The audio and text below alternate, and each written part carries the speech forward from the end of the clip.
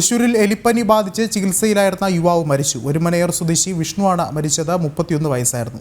Thrissur medical college ആശുപത്രിയിൽ ചികിത്സയിലിരിക്കെയാണ് ഇന്ന് രാവിലെയോടെ മരണം സംഭവിച്ചത്. കൂടുതൽ വിവരങ്ങളുമായി മനോജ് ചേർന്നുണ്ട്. മനോജ്, എലിപ്പനി വ്യാപനം ഒരു ആശങ്കയ്ക്ക് ഇടയാക്കുകയാണ്. എന്താണ് ജില്ലയിലെ സാഹചര്യം? വിഷ്ണു തൃശൂർ ചാവക്കാട് സ്വദേശിയായിട്ടുള്ള യുവാവാണ് എലിപ്പനി ബാധിച്ച് മരിച്ചിരിക്കുന്നത്.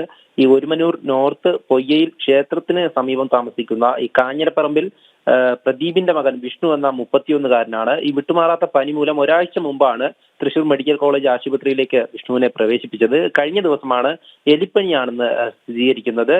വിഷ്ണുവിന്റെ ഈ വൃക്കയുടെ പ്രവർത്തനം പൂർണ്ണമായും നിലച്ചിരുന്നത്. രാവിലെയോടെയായിരുന്നു മരണം സംഭവിച്ചത്. എന്തായാലും എലിപ്പനി ആശങ്ക പടർത്തുന്ന ഒരു സാഹചര്യം തന്നെയാണ്. ഈ പകർച്ചവ്യാധികളും ഒക്കെ തന്നെ ഇത്തരത്തിൽ ഒരു ആശങ്ക പടർത്തുകയാണ്. ജനങ്ങളൊക്കെ തന്നെ ജാഗ്രത പാലിക്കണമെന്നാണ് ഈ മെഡിക്കൽ വിഭാഗത്തിന്റെ അടക്കം നിർദ്ദേശം. എന്തായാലും ഇപ്പോൾ ഒരു യുവാവിന് ജീവൻ നഷ്ടമായിരിക്കുന്നു. മനോജാണ് വിവരങ്ങൾ നൽകിയത്.